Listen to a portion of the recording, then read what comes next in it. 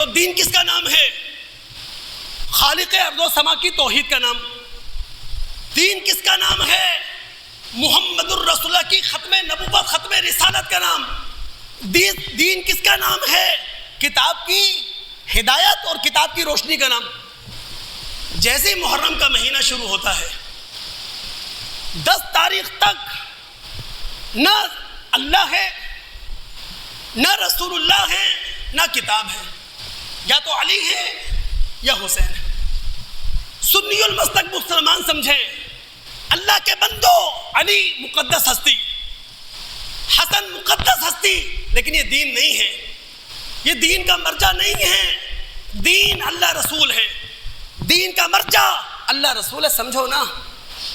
کسی کو زندگی ملتی ہے، فیصلہ کس کا ہے؟ اللہ کا۔ کسی کی زندگی ختم ہو جاتی ہے، فیصلہ کس کا ہے؟ اللہ کا۔ اب زندگی ملی ہے اللہ کے فیصلے سے، زندگی ختم ہو گئی ہے اللہ کے فیصلے سے، تو کیا اللہ کے فیصلے پر ہمیں صابر و شاکر نہیں ہونا چاہیے؟ قرآن نے تو یہ بات سکھائی ہے، چاہے جانی مالی نقصان ہو، چاہے قحط سالی ہو، چاہے خوف اور خطر ہو، تمہیں کیا کہنا ہے؟ انا للہ و انا الیہ راجعون۔ آپ کے رسول نے یہ بات ہم سنی مسلمانوں کو سکھا دی ہے۔ سنی مسلمانوں سے بات کر رہا ہوں، سکھا دی ہے اللہ کے فیصلوں پر راضی رہو۔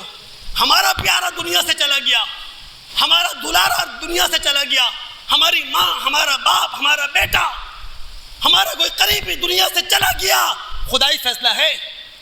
چاہے وہ روڈ ایکسیڈنٹ کا شکار ہوا، چاہے وہ کینسر کا مریض تھا، چاہے وہ چھت سے گر گیا، چاہے کوئی زلزلہ آ گیا، خدائی فیصلہ ہے۔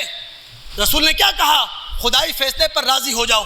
بخاری مسلم کی روایت، عبداللہ بن مسعود رضی اللہ تعالیٰ عنہ راوی، لیس منا من ضرب الخدود وشق الجیوب ودعا بدعوی الجاہلیہ، اس کا ہم سے کوئی تعلق نہیں جو جانے والے پر بین کرے، نوحہ کرے، مرثیے پڑھے، رخسار پیٹے، گریبان